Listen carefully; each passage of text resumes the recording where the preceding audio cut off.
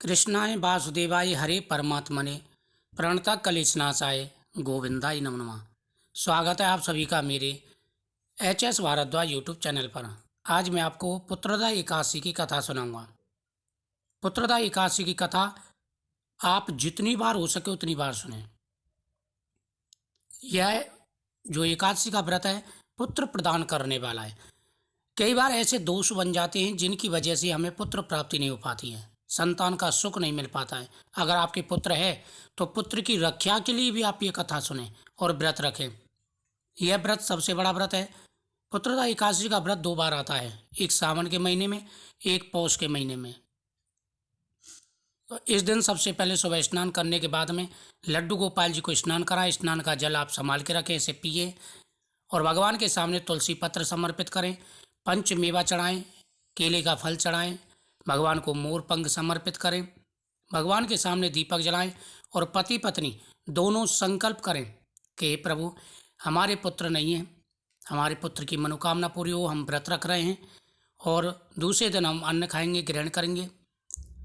आप हमारी शरीर की रक्षा करें और हमारे इस व्रत के पुण्य को आप स्वीकार करें, हमारी इच्छा पूरी हो। इस प्रकार से भगवान से आपको प्रार्थना करनी है और कथा सुनने के बाद में भगवान के सामने रखा हुआ प्रसाद दोनों पति पत्नियों को खाना है।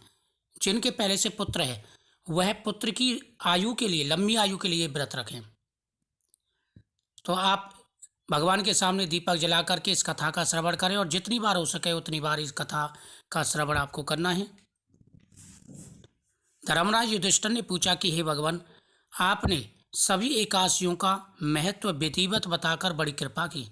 आप कृपा करके पौष शुक्ल एकादशी का क्या नाम है, उसकी विधि क्या है और कौन से देवता की पूजा की जाती है, मुझे बताइए। तब भगवान श्री कृष्ण बोले, हे राजन, इस एकादशी का नाम पुत्रदा है। इसमें नारायण भगवान की पूजा की जाती है। इस चर और अचर संसार में पुत्रदा एकादशी के समान कोई दूसरा व्रत नहीं है। इसके पुण्य से मनुष्य तपस्वी, विद्वान और लक्ष्मीवान होता है। इसकी मैं एक पौराणिक कथा सुनाता हूँ, ध्यान से सुने। भद्रावती नगरी में सुकेतुमान नाम का एक राजा राज्य करता था। वह राजा बड़ा ही प्रतापी था और धार्मिक भी था। नियमित रूप से भगवान की पूजा पाठ किया। वह राजा बड़ा धार्मिक था और दान पुण्य भी करता था, पितरों की पूजा भी करता था। लेकिन उसको एक ही दुख था कि उसके कोई संतान नहीं थी। उसकी स्त्री का नाम सभ्या था। वह निपुत्री होने के कारण सदैव चिंतित रहा करती थी। पुत्रहीन राजा के पिता रो रो कर पिंड लेते और सोचा करते थे कि इसके बाद हमको कौन पिंड देगा। राजा के पुत्र न होने के कारण बंधु बांधव, धन, हाथी घोड़े, राज्य तथा मंत्री, इन सब में से किसी भी चीज से संतुष्टि नहीं थी। राजा बड़ा परेशान था और यही चिंता में रहता था कि उसकी कोई संतान नहीं है, उसके मरने के बाद कौन पितरों को जल देगा। जिस घर में पुत्र ना हो उस घर में अंधेरा माना जाता है। राजा को बड़ी चिंता रहती थी। राजा के पुत्र ना होने के कारण बंधु बांधव, धन, हाथी घोड़े, किसी में भी उसकी रुचि नहीं थी। वह सदैव यही विचार करता था, मेरे मरने के बाद मुझको कौन पिंड देगा। बिना पुत्र के पितरों और देवताओं का ऋण कैसे चलेगा। जिस घर में पुत्र ना हो उसमें सदैव अंधेरा रहता है। इसलिए मुझे पुत्र की उत्पत्ति के लिए प्रयत्न करना चाहिए। जिस मनुष्य ने पुत्र का मुख देखा वह धन्य है, उसका यह लोक सार्थक हो गया और दूसरे लोक में भी उसे स्वर्गलोक की प्राप्ति होगी। उसको इस लोक में यश और परलोक में शांति मिलती है, अर्थात उसके दोनों लोक सुधर जाते हैं। पूर्व जन्म के कर्म से ही इस जन्म में पुत्र धन प्राप्ति होती है। राजा इसी प्रकार रात दिन चिंता में लगा रहता। एक समय राजा ने अपने शरीर को भी त्यागने का विचार किया। जब उसने देखा कि पुत्र की प्राप्ति नहीं हुई है, मैंने अनेकों प्रकार के प्रयास कर लिए, तो एक बार उसके मन में आया कि मैं शरीर को ही त्याग देता हूँ। उसने शरीर त्यागने का विचार किया, परंतु आत्मघात को महान पाप समझकर उसने ऐसा नहीं किया। एक दिन राजा उदास मन से घोड़े पर चढ़कर विचार करता हुआ जंगल की ओर चल दिया।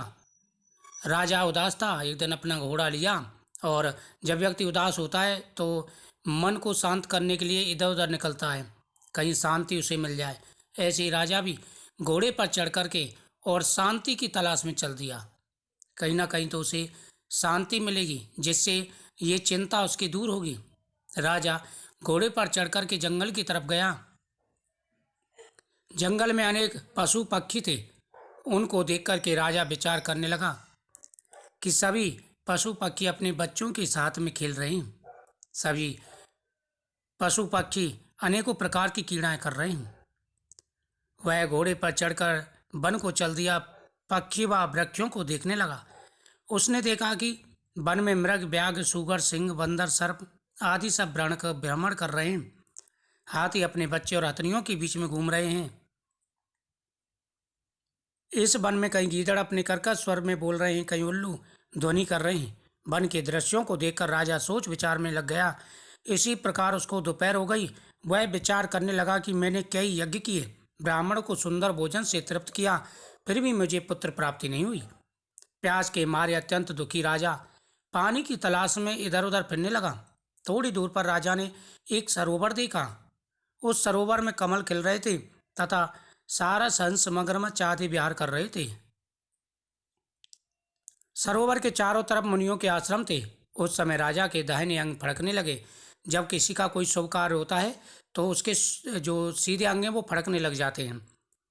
सरोवर के चारों तरफ मुनियों के आश्रम थे। उस समय राजा के दाहिने अंग फड़कने लगे। राजा शुभ शगुन समझकर घोड़े से उतरकर मुनियों को दंडवत करके उनके सामने बैठ गया। राजा को देखकर मुनियों ने कहा, हे राजन, हम तुमसे अत्यंत प्रसन्न हैं। तुम इस जगह पर कैसे आए हो? इस पर राजा ने पूछा कि हे मुनीश्वरों, आप कौन हैं और किस लिए यहाँ आए हैं? मुनि बोले, हे राजन, आज पुत्र की इच्छा करने वाले को उत्तम पुत्र प्रदान करने वाली एकादशी है, जिसे पुत्रदायी एकादशी कहते हैं। हम विश्वदेव हैं और यहाँ पर स्नान करने के लिए आए हैं। इस पर राजा बोला, हे मुनीश्वरों, मेरे भी कोई पुत्र नहीं है। यदि आप मुझ पर प्रसन्न हो तो एक पुत्र का वरदान दीजिए। मुनि बोले, हे राजन, आज पुत्रदा एकादशी है, आप इसका व्रत करें। भगवान की कृपा से आपके अवश्य ही पुत्र की प्राप्ति होगी। यह सुन के राजा बड़ा प्रसन्न हुआ। राजा ने कहा, हे मुनीश्वरों, कृपा करके इसकी विधि बताइए। मुनि बोले, हे राजन, आज स्नान करने के बाद में सूर्यदेव को अर्घ्य दो और भगवान कृष्ण का पूजन करो। भगवान को तुलसी पत्र समर्पित करो। पूरे नियम के साथ में इंद्रियों को वश में करते हुए पूर्ण व्रत रखो। भगवान के सामने रखा हुआ प्रसाद खाओ और दूसरे दिन पारण करो। तुम्हारी मनोकामना अवश्य पूरी होगी। मुनि के वचनों के अनुसार राजा ने उस दिन एकादशी का व्रत किया और द्वादशी को उसने पारण किया और मुनियों को प्रणाम करके अपने महल को वापस चलाया। अंत में रानी ने गर्भ को धारण किया और 9 माह के पश्चात उसके एक उत्तम पुत्र पैदा हुआ। वह राजकुमार बड़ा होकर अत्यंत वीर, धनवान, यशस्वी और प्रजा का पालक हुआ। भगवान श्री कृष्ण कहते, हे राजन, पुत्र प्राप्ति के लिए पुत्रदा एकादशी का व्रत करना चाहिए और इस कथा का श्रवण करना चाहिए। नियमित रूप से इस एकादशी का व्रत करने से और कथा का लगातार श्रवण करने से पुत्र प्राप्ति के योग बन जाते हैं और जिसके भी भाग्य में पुत्र ना हो उसे अवश्य ही पुत्र की प्राप्ति होती है और जिनके पुत्र है उनके पुत्रों की आयु लंबी होती है। जय श्री कृष्ण।